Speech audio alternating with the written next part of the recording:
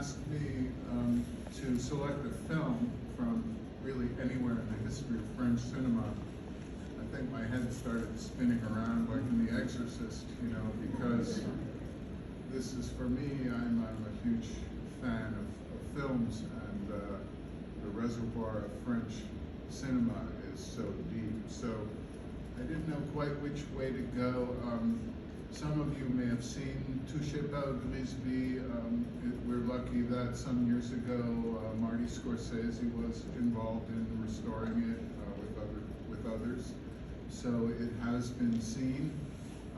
It's, for me, it was very hard to pick a film from the history of French cinema, but I'm a big fan of crime films and the genre worldwide. I love the approach of French cinema toward crime films, which is sort of its own approach. And I really cite Jacques Becker as really a kind of seminal figure. I'm a huge Melville fan, and this film was made in 1954. Only 1 year later, 54 or 53, only 1 year later, Melville made his incredibly beautiful film, Bob le Flambeur, Bob the Gambler. And he cited Touchez, Grisbi as a very important inspiration for him. Both films have these kind of aging, elegant gangsters who have very strong codes. They are ethical in a certain way. And this film, Touchez, Grisbi, is very much about codes and honor and loyalty as friends among these criminals. It's an amazing film for me because it captures, it's shot on the streets in Paris in the 50s. It, of course, as all great crime films, it involves some nightclubs and restaurant scenes. Jean Gabin is the main character in the film. This film sort of resurrected his career, which was kind of waning before the war. He is fantastic in this film, very detailed, very nuanced performance. It also has the first performance first appearance in a film, I think, of Lino Ventura. It is an early, magnificent performance of Jeanne Moreau, another huge favorite of mine. She's fantastic in this film as kind of the corrupt element of the story.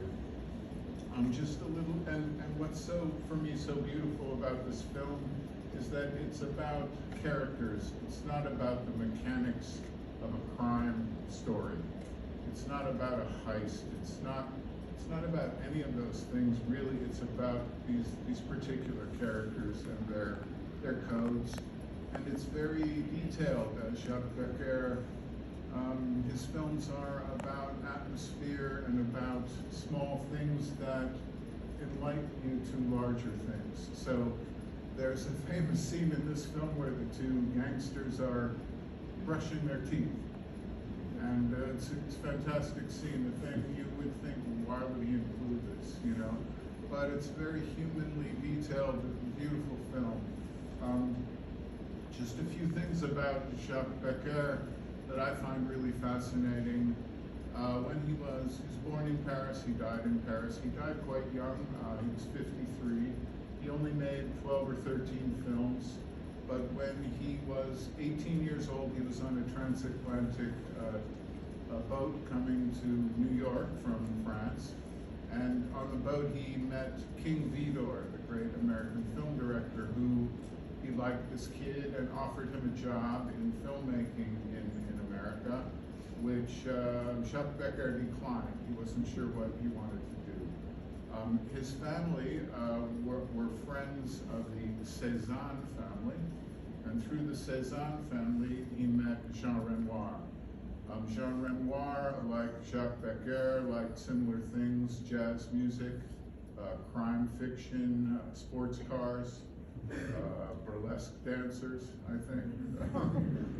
And the two female actresses are so beautiful in this film. They're both burlesque dancers in the milieu of this film. So anyway, Jacques Becker became Jean Renoir's assistant throughout the 30s, so he was an assistant director to Renoir. And remarkable for me is later, a director I love very much, Jacques was briefly an assistant to Jacques Becker. So I like all these intertwining influences. Gosh, I could talk for a long time about this film, but I think you should just watch it. It was based on a novel by Albert Simonin, but Jacques Becker was a screenwriter and a director, so all of his films he also wrote them or collaborated. And again, I envy you to just go into this world of sort of underworld demi-monde of Paris, a criminal world in the 1950s, shot on locations. So enjoy your visits to the restaurants, the nightclubs, the apartments, the burlesque dancers, and these very elegant, men who are outside the law but have their own code of dignity. A beautifully made film, a kind of watermark for French crime films. Again, not being action-oriented particularly. So here is Jacques